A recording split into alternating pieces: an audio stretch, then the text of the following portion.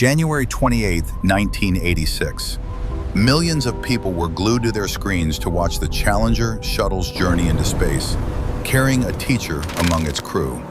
It was a moment of hope and inspiration. But just hours before the launch, a group of engineers was holding the most tragic teleconference in history. They knew that shuttle was going to explode, and they were begging to stop it. But they were not listened to.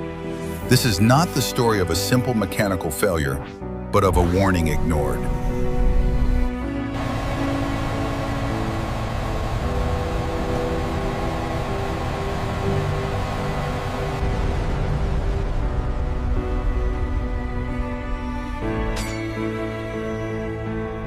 On the day of the launch, Cape Canaveral, Florida, woke up to an abnormally cold morning. The temperature was below freezing.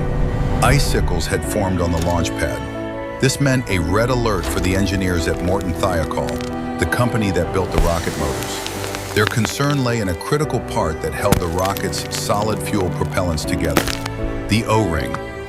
Think of it this way. You have two giant cylinders filled with explosives. You connect these two cylinders, and to seal the gap between them, you put a simple rubber ring. That is the O-ring. The hellfire of thousands of degrees had to be contained inside by that tiny rubber ring between two massive bombs. And that morning, that rubber ring was frozen.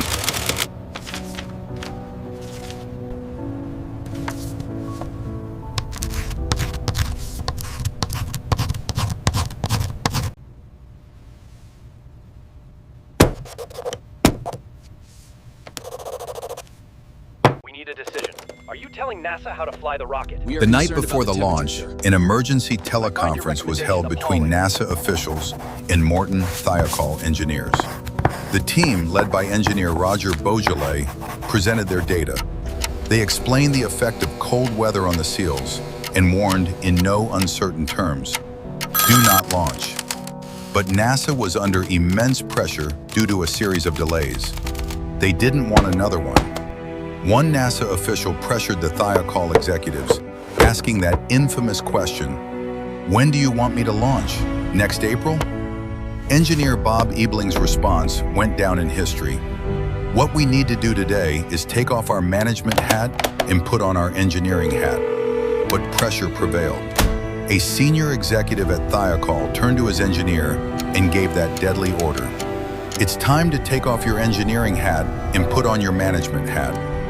That sentence was the death warrant for 7 astronauts. In that moment, engineering was silenced and catastrophe was authorized.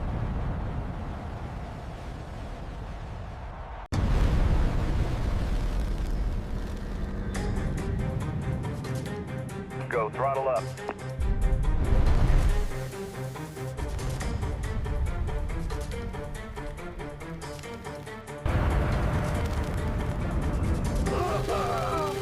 Obviously a major 73 malfunction. seconds after liftoff, exactly what the engineers feared happened.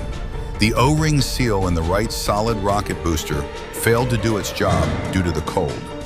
A small flame leaking from the joint reached the massive external fuel tank. The tank ruptured, and tons of liquid hydrogen and oxygen created a giant fireball in the sky. Challenger disintegrated before the eyes of millions, taking 7 astronauts with it. The disaster predicted by engineers hours ago had become a horrific reality. In the presidential commission formed after the disaster, NASA officials tried to blame technical details.